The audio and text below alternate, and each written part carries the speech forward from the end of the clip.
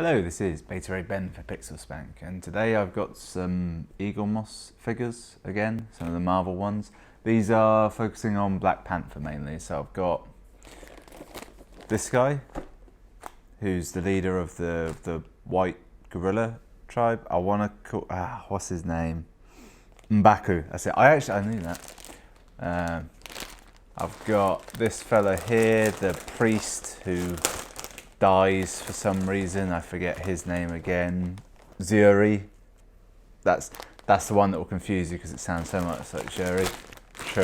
And obviously I got the man himself, T'Challa, the Black Panther. The only one that didn't come inexplicably already opened. I say opened, but not really. Yeah, Black Panther. Right. Let's get them away. Let's start with M'Baku, probably the best character in the film. I don't know why I like him, I just do. He makes that joke about eating Martin Freeman, but he's actually a vegetarian, always hilarious. Alright, so you get a book. Yep, usual sort of stuff. There's some cool things in here. Actually, to be fair, he's probably got the most interesting book because he doesn't have a lot of screen time, but there's a lot of like setup around his character, so it could be good. Handy thing here is a poster for the film that reminds me of the characters in it, because I haven't seen it for ages. It's a good film.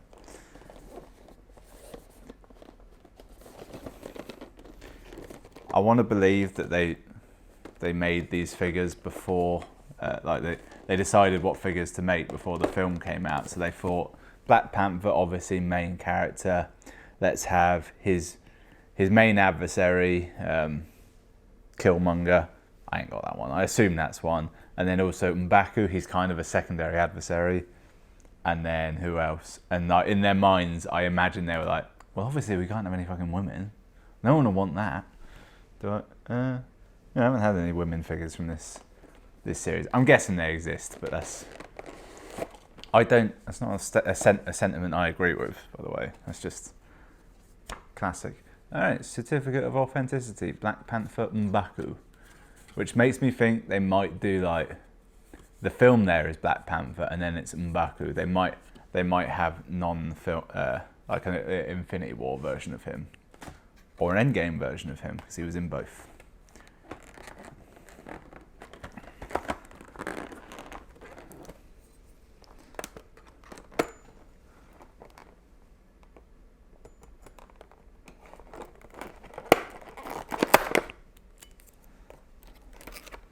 Okay, right, out you come. Yeah. Oh God, there's so much tape.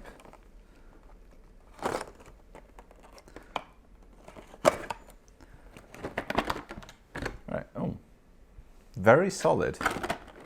That surprised me. It didn't feel heavy in the package, but picking it up, it's very sturdy. Immediately drop it. Okay, yeah, yeah, it's a good weight.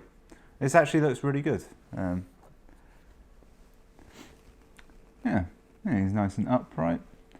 The detail on his outfit is actually amazing, to be honest. Like the way looks like it's fur lined. These look like different materials. The boots, it's all coming together well. He's very well dressed.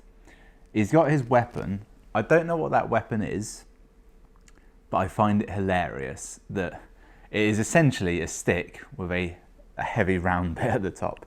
I've just realised. Oh no, he is. He is in the character poster. He is the smallest character in it. I wonder what is the weapon called? I should know it. Playing the role. The Jabari. That's what they're called.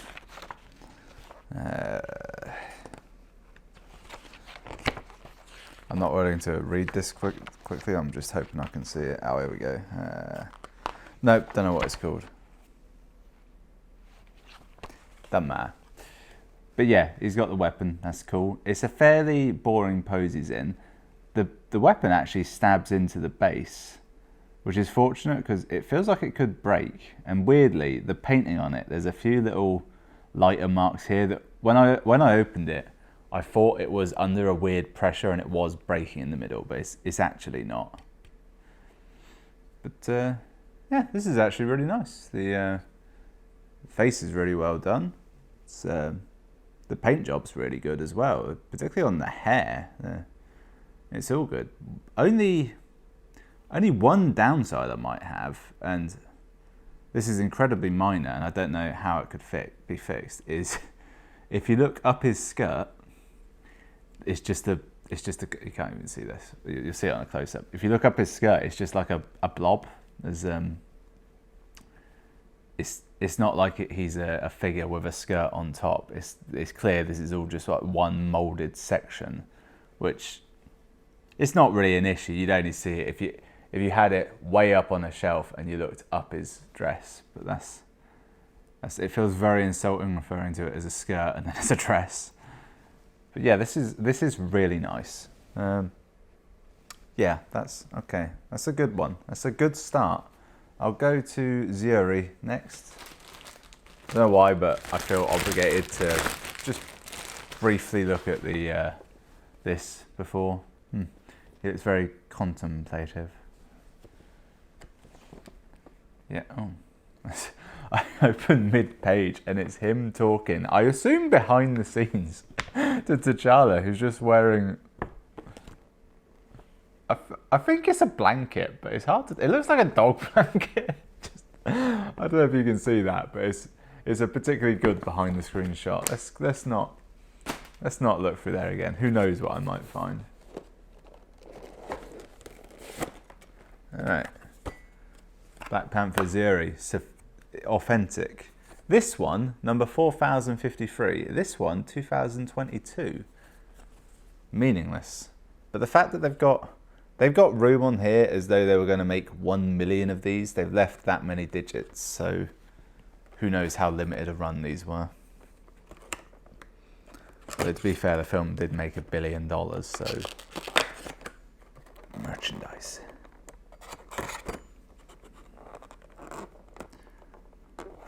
So in the film, this was the guy that was with T'Challa is the young one. Is it T'Chaka or T'Chonka?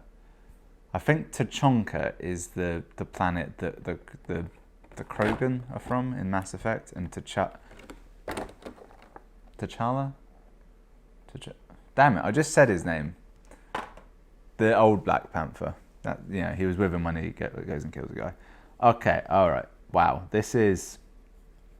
I need an image of him. Okay, that's good. Right. So that's what his cape looks like. Wow.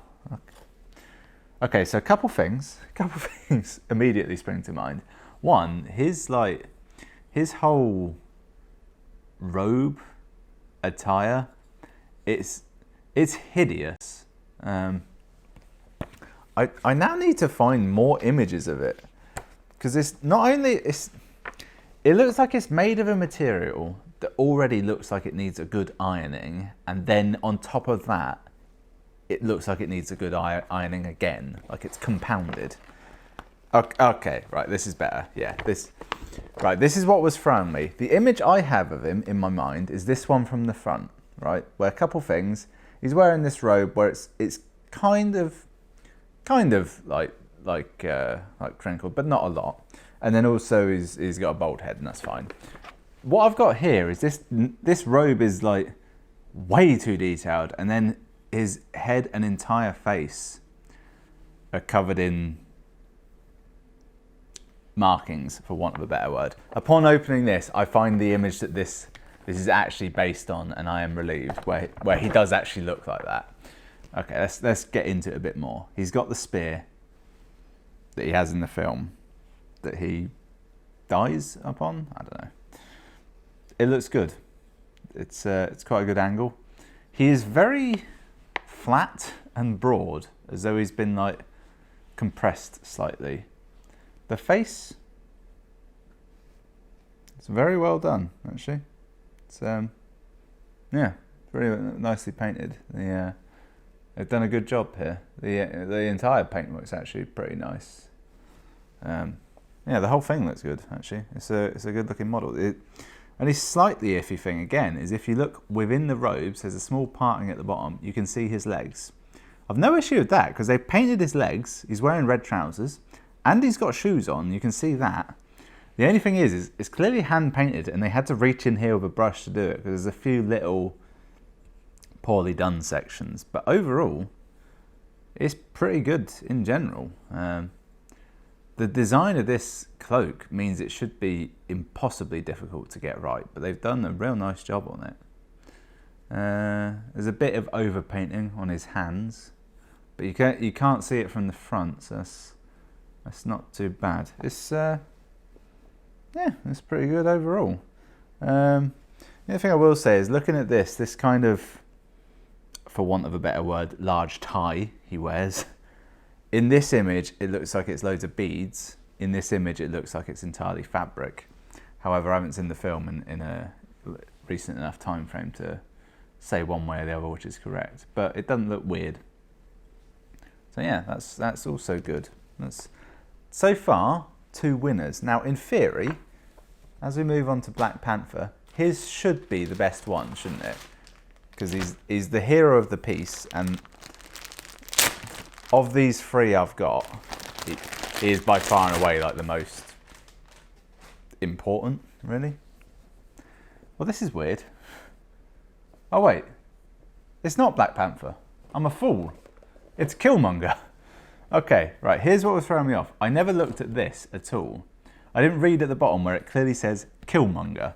I looked at that, I saw that it was a gold sheathed Black Panther affair, and I was like, Black Panther never wore that. That was the outfit that Killmonger took. And if I look closely, I suspect I have in fact, yes, this is Killmonger. This is where technically I guess he was Black Panther, because Black Panther is like essentially the name of the king and it's a title, not like a person. But yes, it is Killmonger. Not just Killmonger, Eric Killmonger. Wait, so Killmonger was his last name? I thought it was a nickname. I mean, it doesn't matter. But... Alright, well this changes everything. Well, not really, but... Did I buy Black Panther or did I buy Killmonger? Have they sent me the wrong one? If anything, it's a good thing, because from a collectability standpoint, you never want the heroes. The heroes are always like, yeah, everyone has them. You want these guys. These are the ones no one has. All right, just put that aside. Boom. It's quite light. Obviously, because he's such a thin and sleek model, there's less to work with. Intriguing, intriguing. They've gone for... The mouth is the most striking thing, where... Thank God I've got this picture of him here, because without this, I wouldn't have recalled what Killmonger looks like in the film. But apparently, he has way more detail on his head and mask than Black Panther does, who, in my mind, has almost nothing. Whereas he's got an almost roaring mouth and a kind of leopard print affair in here, but he hasn't got it on this. Yeah, there's not a huge amount to say, because there's not really much to paint, is there? He's almost entirely black, except for like sort of the gold kind of Adonis belt he's got, and the necklace. The necklace, yeah, it's done pretty well actually. The hands aren't particularly good. They've tried to give him claws, but they're not defined enough, so they end up just being blobs of paint on the end of his hands, and weirdly, they look more like paws than claws. You know, instead of being the sharp bit at the end, they look like the padded paws of a cat, which I'm now tempted to look through this to see if there's any images of his hands. Oh, there is an image of his hands right here. To be fair, in this image, the claws also don't look very good. So maybe that is a factor, that he just doesn't actually have very good claws. I don't know why I'm just looking through this just to see a shirtless picture of Michael G. Borden as Killmonger. I found one. There was one in there. Just have that there. That's good to have. In many ways, I'd actually prefer to have him in like the Vegeta style battle armor he has for most of the film, because it's actually a much better look. And arguably, the film does kind of go downhill a bit when it just ends up with two CGI cat people fighting. Yeah, nothing else there. Yeah, there's not a huge amount to say about it. He's kind of a sleek figure, but on paper, his design's quite dull. I think when you see it and it's like in action, it looks really cool because it's really sleek and maneuverable and all that. But here it doesn't look great. I'm not too on board with the pose he's in, just the upright standing. Thinking about some of the others in the range, they're a little bit more dynamic. Like you got Nick Fury's holding his gun out there. I'd have kind of wanted to see him more in a sort of Spider-Man, Nightcrawler, like crouched down sort of a pose. I can understand why they haven't done it, because then it would be a different like size base and he wouldn't fit in it, and it means like you couldn't have them all like that near each other, which sort of it's something enough and no really in it. It's okay. Of the three, it should be the strongest, but it's the weakest. But I think that's just because M'Baku's the best. He's got by far and away the best design. This one is like this is just all over the place. Just the way his cloak looks is crazy, and I just find like it's just a bit dull, really, isn't it? But they're not bad. They're pretty good. There's no like glaring issues. Like weirdly, the smaller models in this range are better. When you get to the bigger ones, like the Thanos had some issues, and the Hulkbuster one is kind of cool, but there's some bits to it. But these little ones are really nice. Particularly him. He's the best one. Does help that he's one of my favourite characters from said film. One of my favourite male characters. Obviously the best characters in that film are Okoye and Shuri. And the Queen Mother. Yeah, but you know, of the other nonsense. Oh yeah, but yeah, thinking about it, what's his name was really good as well. Gollum, you know, he was doing his elf thing as Claw. Wish I knew his name. It will come to me. I might go and watch Black Panther. It was just a really good film, actually. Yeah. In hindsight, that's my main takeaway. Thanks for watching. I'll see you next time.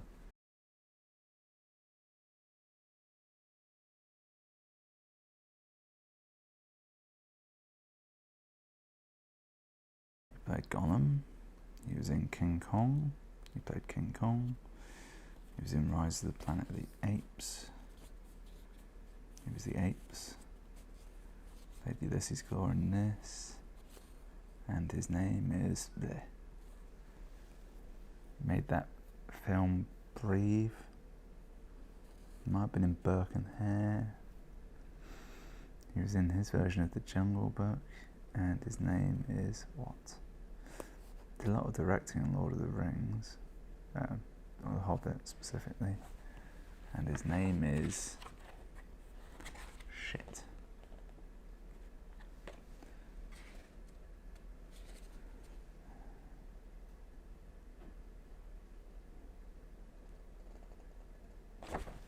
Andy Serkis, Mother of God.